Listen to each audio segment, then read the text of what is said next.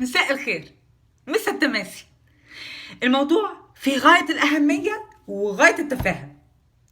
يا بنت كفاية علم النفس وفلسفة بقى، حرام عليكي ارحمي الناس. كفاية ماسكة الراجل بهدلتيه، حرام عليكي. كلمتين حلوين، شوية تفاهة، شوية كوميديا، الحاجات دي حلوة، الناس محتاجة. كفاية اللي هم فيه، كفاية اللي هم فيه. تعالي عند النقطة دي وعنيا هبرحها شوية.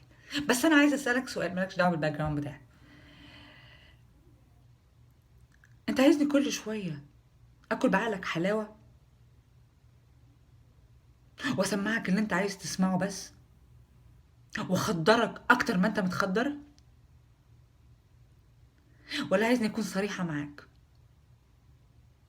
واستفزك شويه عشان تغير تفكيرك وبالتالي سلوكياتك وبالتالي لقمه عيشك وبلدك ان شاء الله؟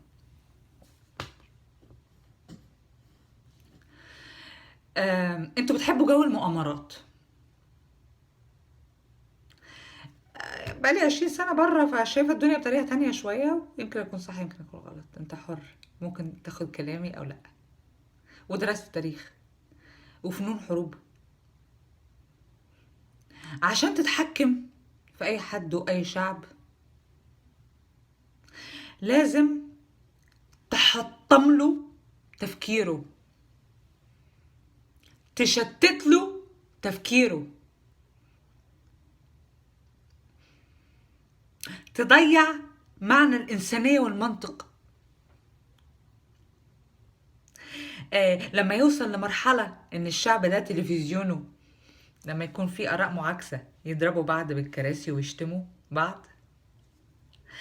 وتوصل لمرحلة إنه في الشارع لو في آراء برضو مختلفة ممكن توصل للدم. في حاجة بسميها الإدمان الفكري غير المخدرات.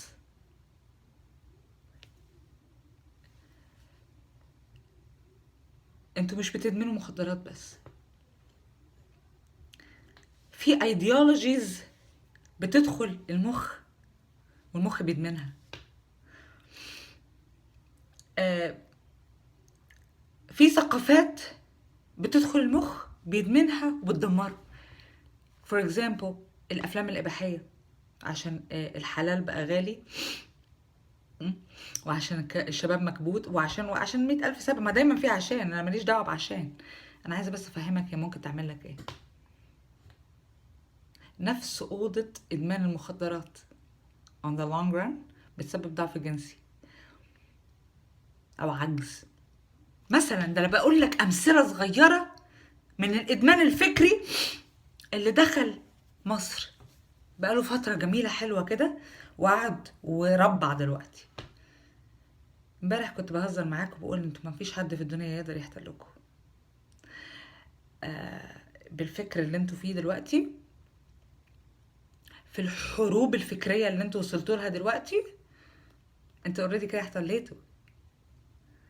هما مبسوطين بيتحكموا فيكوا زي ما هما عايزين. من مصلحتهم ان انت تبقى تعبان عشان عمرك ما تبقى قوي، عشان انت قوي جدا فخايفين من قوتك فنتعب له دماغه.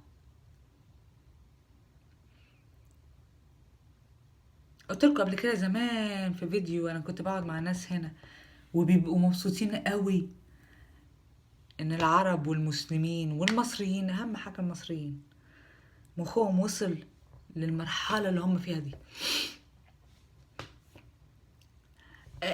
انا مصريه زيكم،